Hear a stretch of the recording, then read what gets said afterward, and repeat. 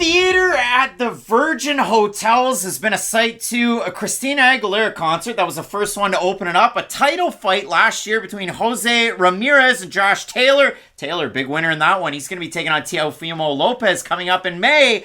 But listen, now you got a couple of old scrappy bantamweights looking to make their mark in front of that crowd off the strip.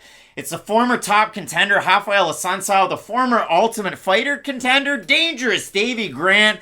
And Matt, both these guys have had some big peaks and some big valleys in their careers. Now, it's been much more consistent for Assuncao, a guy who years ago on the regional scene beat Jorge Masvidal, and that was back years and years and years ago. And Assuncao, at one point, the third-ranked bantamweight. He had a win over TJ Dillashaw. He lost in the rematch, UFC 200. But if you look at it for Assuncao, after he loses to Dillashaw, he knocks off 4 wins, and then they make him rematch with Marlon Moraes, and he gets finished in that one, and that's where he started to hit the skids. Assuncao was a giant underdog last time out against Victor Henry, and he out-savvied him. And for Assuncao, it was weird because he was an American top team guy, whether it was Atlanta or down in Florida. But his last time out, he switched up the camp to Extreme Couture. And then all of a sudden, he was able to find his groove back again. So for Assuncao, this camp again at Extreme Couture, some giant names at that gym in the lower weight classes. You'll see them. And Al Cop's one of those guys that's out there that we know and love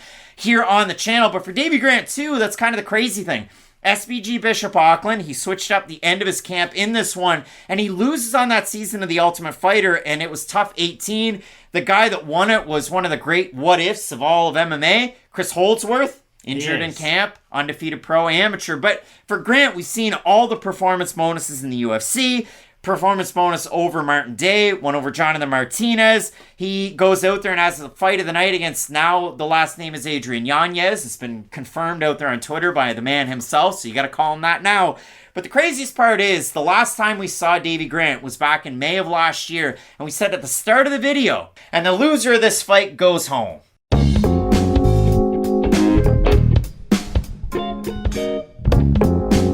So it's just crazy to see that. It's a submission win for Davey Grant. Now all of a sudden, he's probably still in the position. The loser could very well go home out of a matchup like this. I think if Assuncao loses, he might, but I do think they will give Davey Grant another chance. At 37? I do, and this is why. I think this fight more than any other in UFC history. Now, of course, there's a better example, but I'm just going to say that for hyperbole. This fight speaks towards, hey, age doesn't matter as much as in-cage miles do. And for Raphael Assuncao, he's 40, Davey Grant might be 37, but Davey Grant has not been hit by the level of shots that a guy like Raphael Assuncao has been at this stage of his career. And I know Davey Grant has been in difficult fights. I'm not here sitting saying, hey, he's just blown through them all and they've all been a breeze, but Assuncao has been in difficult fights with some of the best fighters in the division for years now, and I do think it's fair to say that Assuncao has fallen off from where his prime originally was, whereas for Davey Grant, he just kind of fights in the same manner. I know the matchups might be different, and when he fights really good guys in the division, he might lose. When he fights guys at the lower end of the division, he's going to win. But the thing about Grant is he durable? Yeah, he's extremely durable, even at this stage of his career. He's got a lot of scar tissue in his face. He does, but he can eat big shots and not go down after he eats those big shots. He has great defensive submissions, and he does do a good job walking forward on his opponents when they're not throwing a lot of shots. And the thing about Assuncao is, the win that I always go to for Assuncao is the Rob Font win. I know it wasn't one that got a lot of headlines, but Assuncao kind of beat the brakes off him defensively in that fight, which is a weird thing to say, but he didn't get hit by any big shots, and in the third round, he really opened up with some of his own boxing, and I always think that Assuncao is still somewhere in there, but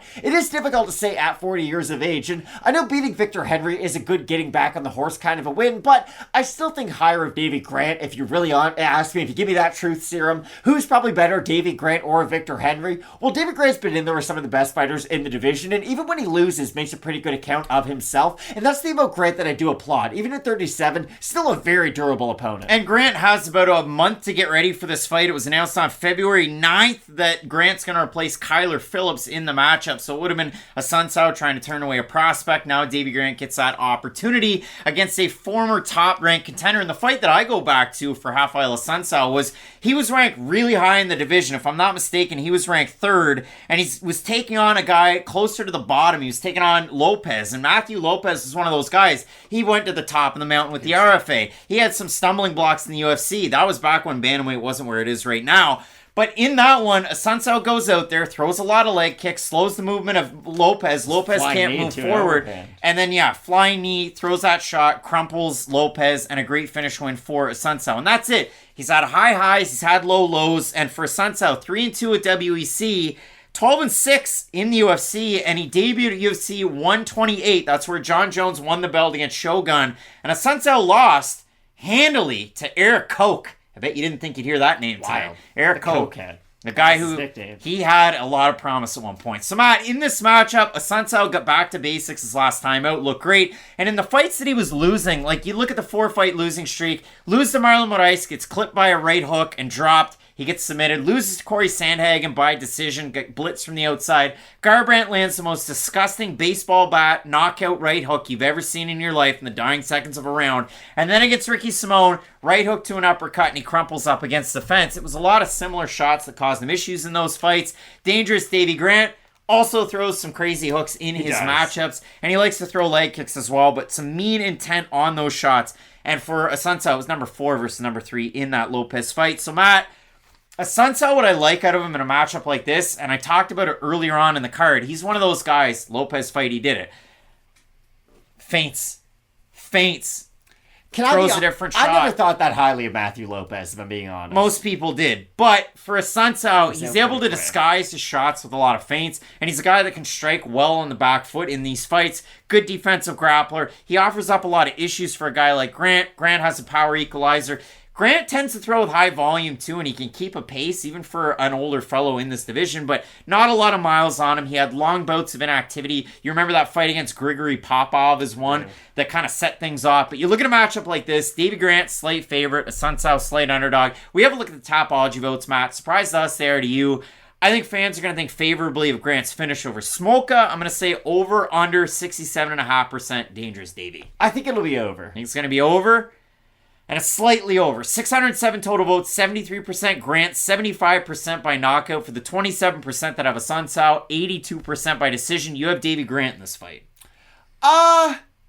I don't know, to be completely honest, because again, if Raphael Assuncao implements the wrestling, I do think he can hold Davey Grant down enough to actually win this fight by decision. But I'll go back to what I said about the Trevin Jones-Cody Garbrandt fight is, hey, does Trevin Jones have enough power to win this fight? Of course he does. He has great knockout power, but he doesn't give himself enough opportunities to land that one big knockout shot. And the thing about Assuncao is, Ricky Simone's a really good fighter. He's a very talented fighter. He's not a knockout artist by any means. Like, he's a good boxer, but he doesn't have big power in his hands by any stretch. Recently. If you watch his fights. Yeah, but Ricky Simone is not a big, powerful boxer. Again, it's a lot of the threat of the wrestling that then opens up his own striking. Again, he has made the improvements, but I don't think Ricky Simone is a powerful striker by any sense. Davey Grant gives himself enough opportunities, I think, to at least expose the chin of Assuncao. So I think Assuncao is well-rounded enough to win this by decision, but I do think Davey Grant at least gives himself enough opportunities to get a finish, and that's why I do have Dangerous Davey Grant. Well, like, you look at the fight of the nights against Yanez and then his rematch against Marlon Vera for Davey Grant, and those are blood and guts performances. So against a guy like Assuncao, you've seen Assuncao knock guys out. It doesn't happen every day. He does have a lot of wins by decision. So you look at this one, short notice turn for Davey Grant. He's training in the States for this matchup. I'm ever so slightly going to go with the underdog in Raphael Assuncao in the matchup. I think, again, back to basics, training with some of those top guys that you saw in the pictures at Extreme Couture. He can go out there, put on that veteran savvy one more time. But Matt, 40-somethings in the bantamweight division. Guido, Cannetti, and Raphael Assuncao. The boys are looking to turn back the clock. Some big-time matchups on this card and in this division. Petrino's taking on Merab Dvalishvili. You're not going to want to miss that main event. The rest of the fights on the card. Keep it locked in with Fight Night Picks. We always say, let's get into it.